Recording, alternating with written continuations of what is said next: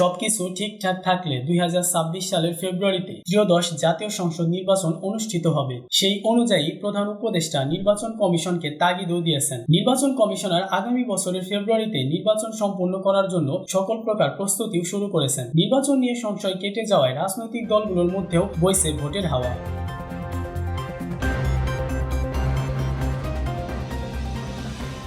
এদিকে ত্রয়োদশ জাতীয় সংসদ নির্বাচনকে সামনে রেখে 300 আসনে দলের প্রার্থীদের প্রাথমিক তালিকা প্রকাশ করেছে জামাত ইসলামী। এরপর গত সোমবার বিএনপি 237টি আসনে প্রার্থী ঘোষণা করেছে। বিএনপি অথবা জামাতের সঙ্গে জোটের গুঞ্জন থাকলেও প্রায় 20টির অধিক আসনে আনুষ্ঠানিকভাবে নিজেদের প্রার্থী ঘোষণা করেছে জাতীয় নাগরিক পার্টি এনসিপি। এরপর মঙ্গলবার দুপুরে নারায়ণগঞ্জে জাতীয় নাগরিক পার্টি এনসিপির আহ্বায়ক নাহিদ ইসলাম বলেছেন, আগামী 15 নভেম্বরের মধ্যে প্রার্থী তালিকা প্রকাশ করা হবে।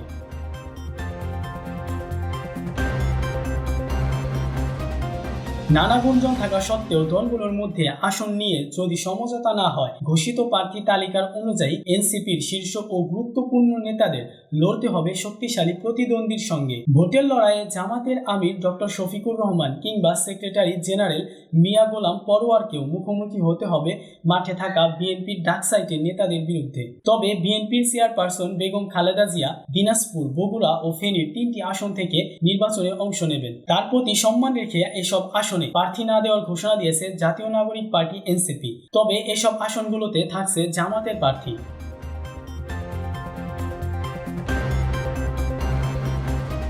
এনসিপির আহ্বায়ক নাহিদ ইসলাম ঢাকা 11 আসন থেকে ত্রয়োদশ জাতীয় সংসদ নির্বাচনে অংশ নেওয়ার ঘোষণা দিয়েছেন। এই আসনে তাকে লড়তে হবে বিএনপির ডাকসাইটের নেতা এম.এ. কাইয়ুমের বিরুদ্ধে।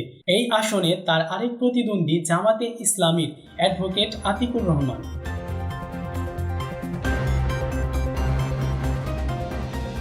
পঞ্চগড় 1 সংসদীয় আসনে এনসিপি প্রার্থী দলটির উত্তরাঞ্চলের মুখ্য সংগঠক সার্জিস আলম। এই আসনে তার মূল প্রতিদ্বন্দ্বী বিএনপির প্রার্থী ব্যারিস্টার মোহাম্মদ নওশাদ জমির। এনসিপির দক্ষিণাঞ্চলের মুখ্য সংগঠক হাসনাত আবদুল্লাহর আসন কুমিল্লা 4। সেখানে তার মুখোমুখি সাবেক 4 বারের এমপি ইঞ্জিনিয়ার মঞ্জুরুল আহসান মুন্সি। একই আসনে তার আরেক প্রতিদ্বন্দ্বী জামাতের সাইফুল ইসলাম শহীদ।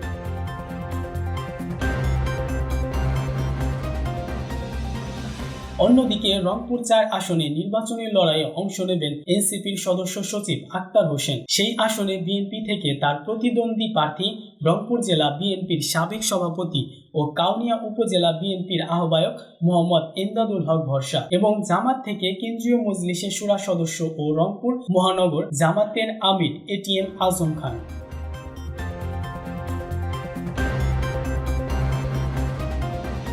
ঢাকা 18 আসনে এনসিপির মনোনীত প্রার্থী দলটির মুখ্য সমন্বয়ক নাসিরউদ্দিন পাটোয়ারি। এই আসনে অবশ্য এখনো কাউকে মনোনয়ন দেয়নি বিএনপি। এনসিপির সঙ্গে আসন সমঝোতা না হলে বিএনপির নির্বাচনী জোটের প্রার্থীর সঙ্গে শক্তিশালী প্রতিদ্বন্দ্বিতার মুখোমুখি পড়তে হবে তাকে। এখানে রয়েছেন জামাতে ইসলামীর আশরাফুল আলম। এদিকে এনসিপির সিনিয়র যুগ্ম সচিব ডক্টর তাসনিম জারা ঢাকা 9 আসন থেকে লড়বেন বলে ঘোষণা এসেছে। এই আসনে এখনো কোনো প্রার্থীকে মনোনয়ন দেয়নি বিএনপি। তবে তাসনিম জারাকে লড়তে হবে এই আসনের স্থায়ী বাসিন্দা জামাতের কবির আহমেদের বিরুদ্ধে।